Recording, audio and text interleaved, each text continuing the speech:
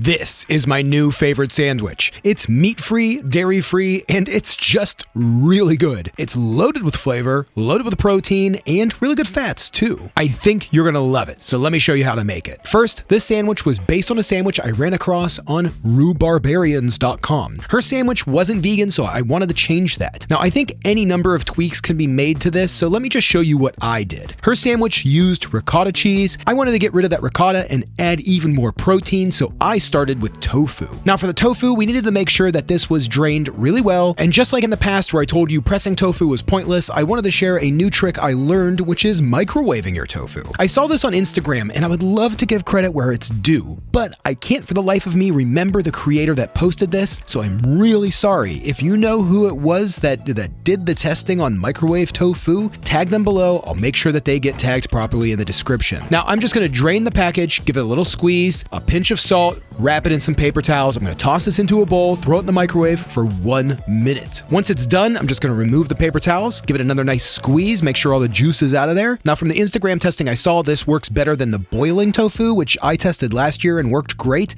This does actually work better. The tofu comes out really nice and dry. So I'm just gonna toss this into a bowl with a tablespoon of sauerkraut juice. That's gonna be the lactic acid that gives it kind of a cheesy taste, along with 2 tablespoons of lemon juice and a teaspoon of nutritional yeast. Now I can't tell you why I did the next step. I started mixing this with a whisk. In my head, I thought for sure I could get this whisked really smooth. I've done it with soft tofu, but this was firm tofu. So instead, toss this into a blender or a food processor. I'm just gonna be using an immersion blender since I've already started. Now once it's blended smooth, give it a taste, and here is where you can adjust for salt and tanginess. If the flavors aren't coming together, add salt. If it needs a bit more of a sour kick, add the lemon. Now this is where I'm going to add the herbs. I'm going to do the same herbs that they did over on Rubarbarians, which is just going to be 2 tablespoons of chives chopped up, 2 tablespoons of fresh dill chopped, and around a 1/4 cup of walnuts chopped. We're just going to toss that in, mix it together, and now I'm just going to transfer this into a small sealable container, throw it in the fridge, and allow all those flavors to mingle together for at least an hour, which is plenty of time for today's sponsor. So I have used cheap disposable razors and razor cartridges my whole life, and I'm over it. I have to always shave my head, and the nicks, cuts, the blades being expensive, they're just a hassle. And that's why you gotta meet Henson Shaving. Henson Shaving is a family-owned aerospace parts manufacturer. They have made parts for the International Space Station, the Mars rover, and now they are bringing their precision engineering to your shaving experience. By using aerospace-grade CNC machines, Henson makes metal razors that extend just 0.0013 inches, which is less than the thickness of a human hair. That means a secure and stable blade with a vibration-free shave. Now, I love that the Henson razor has the built-in channels to evacuate hair and cream, which makes clogging virtually impossible. The Henson razor works with standard dual-edge blades to give you that old-school shave with the benefits of new-school tech. So once you own a Henson razor, it's only $3 to $5 a year to replace the blades. Now, I'll be honest, I was a little nervous at first. This was a new kind of shave for me. I've been using it for a few months now, and I can't imagine ever going back to those flimsy cartridges, annoying subscription model, ever again. So gang, it's time to say no to subscriptions and yes to a razor that will last you a lifetime. Visit hensonshaving.com/Saucestache to pick your razor and use code Saucestache to get 2 years worth of blades for free with your razor. Just make sure to add them to the cart. That's 100 free blades when you head to hensonshaving.com/Saucestache and use code Saucestache. Okay, we're back. Now, the tofu spread is going to end up being around 10 to 12 grams of protein per serving, per sandwich, depending on how much you use. But we can up that and also boost the iron, magnesium, folate, and potassium with some black lentils. Now, personally, I've been loving black lentils lately. I've been putting them on everything, eat salads, whatever you want, in bowls. They're just so good. Now, I've just been using these canned ones, but you could start from scratch. All we're gonna do is get a pan ready over a medium heat with about a tablespoon of olive oil. I'm gonna add about 4 cloves of chopped garlic and a 1/4 of a white onion that was chopped into the oil before it gets too hot. This will infuse the flavor of the garlic and onions into the oil, which will in turn flavor the lentils. Now, while those are cooking, I'm just going to quickly drain the lentils, rinse them off with some cold water, and let them drip dry until the onions and garlic are soft. Now we just need to add the lentils to the pan. We don't want to heat these too long. So toss them in, add a little bit of salt, black pepper, mix them around, and we're just going to take them off the heat. Now I'm going to swap out pans, toss another pan onto the heat, get that hot while we prep a few few more toppings for this, which I'm gonna be using some avocado. Now, I'm just gonna mash this up, add in a pinch of salt and a squeeze of plastic lemon. Now, don't get mad that I used the plastic lemon here. I thought I had fresh lemons. I keep a squeeze bottle in the fridge for an emergency, like today.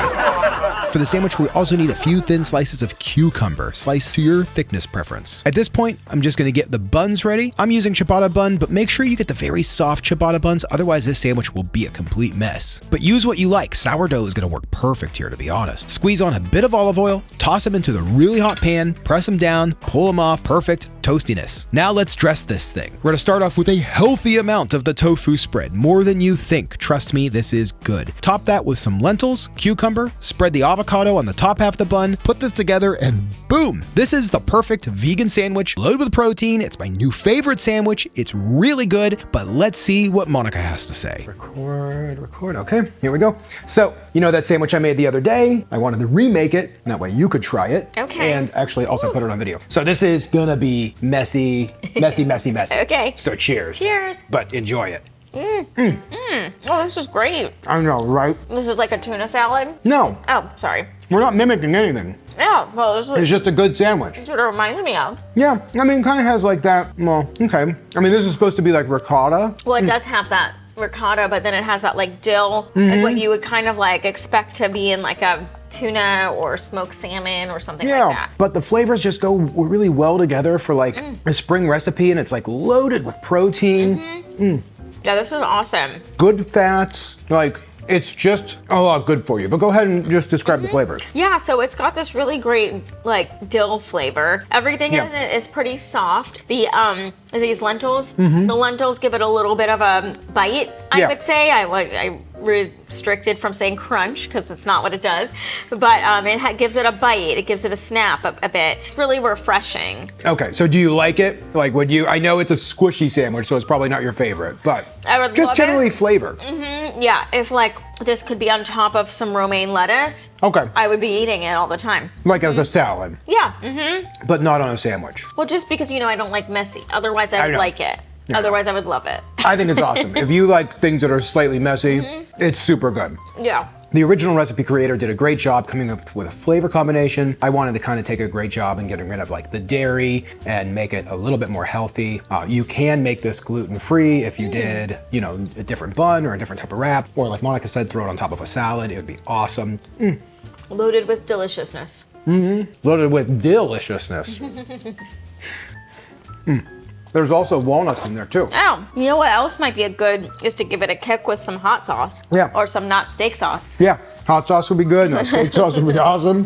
That would be or even some little bit of red pepper flake, like something like that. If you wanted to add a kick, that would be good too. I mean, everything's pretty easy to make, and you can make it all within 15 minutes or so. If you make like the ricotta, you can make that and just have that like how I did. There's enough in there for 2 more sandwiches probably. And everything could be kind of like pre-done too. So, I mean, all in all, I think this is a good spring, healthy type of recipe. I'm a fan of this. I'm a fan. It's very good.